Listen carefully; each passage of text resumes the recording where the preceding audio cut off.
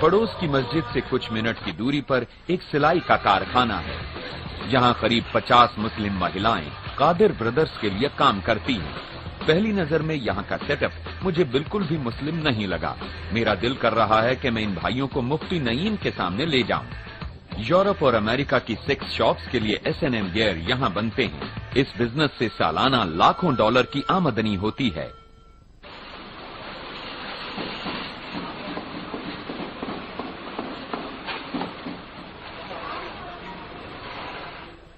क्या इस तरह की चीजों को बनाने के लिए यहाँ पाकिस्तान में महिलाओं को ढूंढना मुश्किल था? नहीं, बिल्कुल नहीं, ऐसा बिल्कुल नहीं होता। नहीं, पर ऐसी चीजों को बनाने में उन्हें कोई हैरानी परेशानी तो नहीं हुई? इन्हें इसके इस्तेमाल के बारे में कुछ नहीं पता है, ये इसके बारे में कुछ नहीं जानती हैं। नहीं, ये तो बस आती हैं और इन चीजों को बनाकर चली जाती हैं। इन्हें इस बात से कोई लेना देना नहीं कि ये इनके लिए बस एक काम, क्या चीजें बनाती हैं, इनकी रोजी रोटी। इन्हें ये खुद तो इस्तेमाल नहीं कर रही है, ये इनकी रोजी रोटी है। सही कहा। हाँ, ये तो इनके लिए बस एक काम है।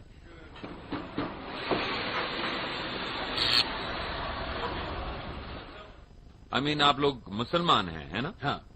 तो क्या ये आपके मजहबी उसूलों के खिलाफ नहीं है? नहीं, ये हमारे उसूलों के खिलाफ नहीं है। ये हमारा काम है, हमें बाहर से ऑर्डर्स मिलते हैं और हम तो बस इसे बनाते हैं।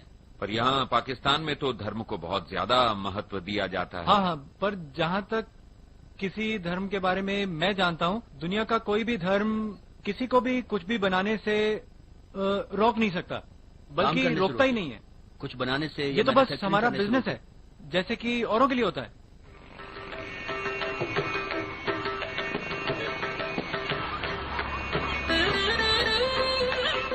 कराची की बीचेस, मीलों मील लंबी बीचेस। अगर यहाँ लोग परिवार के साथ सर्फिंग करने भी आएं, तब भी यहाँ का माहौल कैनकून जैसा नहीं होगा। पर रात के समय अगर आप जानते हैं कि कहाँ जाना है, तो सब कुछ बन सकता है मालिबू बीच जैसा।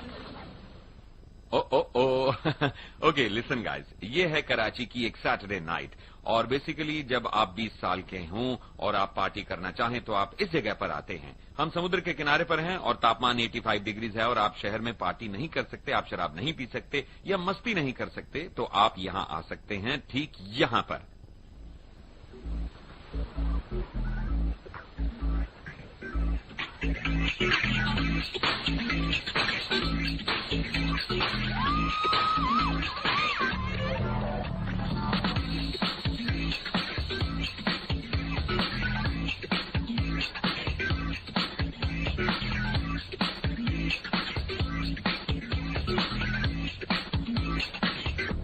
हैंकी स्पैंकी के बाद शराब खूब बहती है।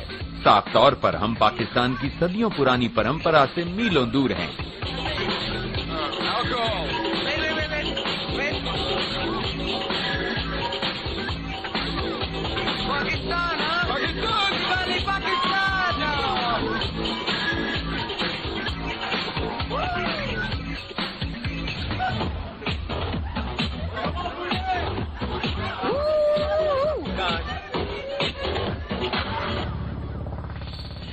मुझे ऐसा लगता था कि यहाँ पाकिस्तान में शराब पीना मना है। हाँ, वेल अनफॉर्चुनेटली बाहर खुले में लोगों के सामने आप ऐसा नहीं करना चाहेंगे, पर जो आप अपने घरों के अंदर करते हैं वो लोग नहीं जानते, यू नो।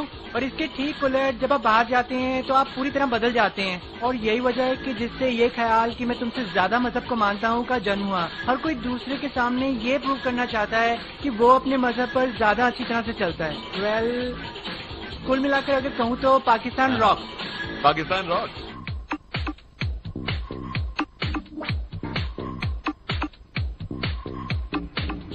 ये तो कमाल की बात है। मैं आपको और दूसरी लड़कियों को देख के हैरान हूँ कि बिना बुर्के के आप यहाँ डांस कर रही हैं। कैसा लग रहा है? यही मैं आपको बता रही हूँ कि ये एक गलत फहमी है कि यहाँ तालिबान है और यहाँ सभी महिलाओं को पर्दे में रहना होता है। ऐसा बिल्कुल नहीं होता, बिल्कुल नहीं। पर मैं तो कभी सोच भी नहीं सकता था कि यहाँ पाकिस्तान आकर मुझे ये सब देखने को मिलेगा। ये कल्चरल शॉक है। क्या ये मेरे लिए कल्चरल शॉक है? हाँ है तो। बाय द वे, इस पार्टी में मेरा नया दोस्त है अली और ये सारी ट्रिक्स जानता है। अली, तुम्हारी तो मौज है, जरा सीक्रेट बताओ ना, तुम काम क्या करते हो? Well I work for television. मैं अगर कहूँ कि मेरी तरह? हाँ, तुम्हारी तरह, बिल्कुल तुम्हारी तरह। क्या मैं आकर तुम्हारा कोई शो देख सकता हूँ? पूछने की जरूरत नहीं है darling, you're in Pakistan. Okay, मैं आ सकता हूँ? जस्ट डू इट, जब भी तुम वहाँ आना चाहो। अगले ही दिन मैं वहाँ पहुँच गया जहाँ अली भी था, लेकिन आज उसका रूप ही बदला हुआ था। Welcome to the Begum Ali show. जैसा कि आप सोच रहे होंगे, ये कोई कॉमेडी प्रोग्राम नहीं है। ये पाकिस्तान का सबसे पसंदीदा पॉलिटिकल शो है। यहाँ मेहमान सीरियस हैं और सवाल उनसे भी ज्यादा। अली के इस शो को 3 करोड़ दर्शक देखते हैं। इतनी टीआरपी सुनी है कभी? मेरी पहली मेहमान वाकई ये एक कामयाब लेडी हैं। मुझे लगता है कि जैसे पाकिस्तानी सियासत है, तमाम रंग, तमाम रौनक, तमाम जज्बा। बट मैं तुमसे जानना चाहूंगी कि how are things different with in the parliament house. आज से 20 साल पहले में और आज में कितना फर्क आया है?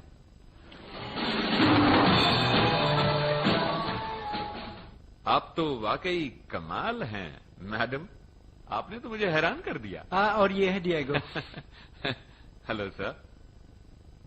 ये तो कमाल की बात है कि पाकिस्तानी टीवी पर एक मर्द औरतों के कपड़े पहने आप दोनों का इंटरव्यू ले रहा है। हाँ, ये तो कमाल है।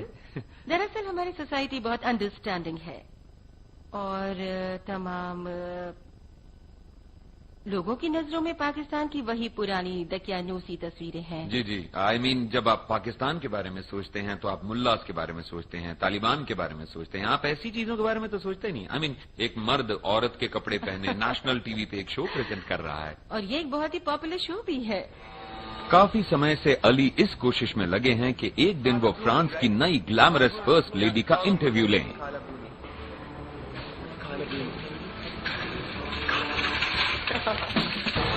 इन बरसों में अली पाकिस्तान की सभी मशहूर हस्तियों से मुखातिब हो चुके हैं। बिजनेस लीडर्स से लेकर फिल्म स्टार्स तक अली ने सभी का इंटरव्यू लिया है।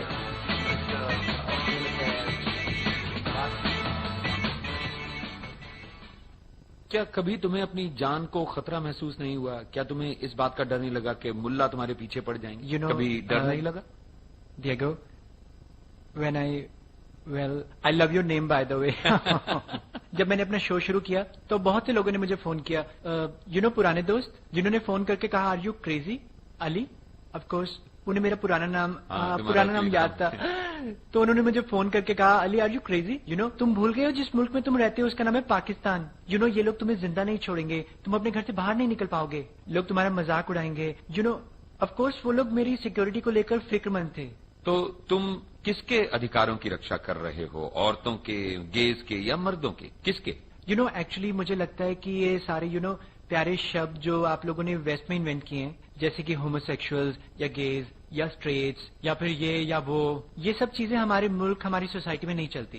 बिकॉज प्रॉब्लम ये है कि यहाँ की प्रॉब्लम्स बिल्कुल अलग हैं, क्योंकि किसी को भी गे राइट्स या लेस्बियन राइट्स की फिक्र नहीं है यहाँ पाकिस्तान में।